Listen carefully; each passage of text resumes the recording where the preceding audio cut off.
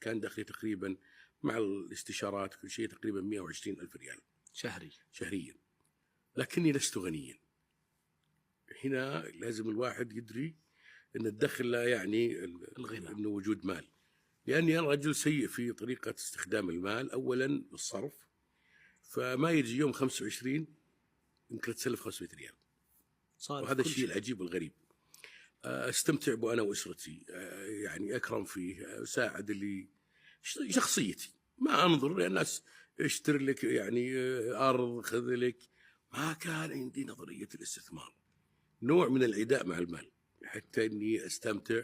قد يكون بسبب يعني ضعف الرواتب سابقا، وبعدين لما جاء الدخل مؤخرا فصرت أسافر كل صيف واستانس واستمتع، أدرس عيالي في مدارس عالمية، فكان دخلي الشهري يروح كله قبل الراتب. والله أحيانا أتسلف من بعض إخواني وأصدقائي على 5,000 و3,000 و10,000 وأنا راتبي 120. وهذا شيء أعتبره شاذ، يمكن غيري كثير. بعض الناس هل كانت المشكلة سوء إدارة مالية؟ مي بسوء إدارة مالية، كنت لا أنظر للمال قيمة صراحة، يعني ولا أفكر في المستقبل. تغير معك هذا الشيء لما دخلت في البزنس؟ ما هي طبعا لا، ولا تغير. شوف، لا ما تغير في البزنس، ما زلت أعاني من المشكلة هذه، لكني بديت يعني على الأقل 25% في نجاحات.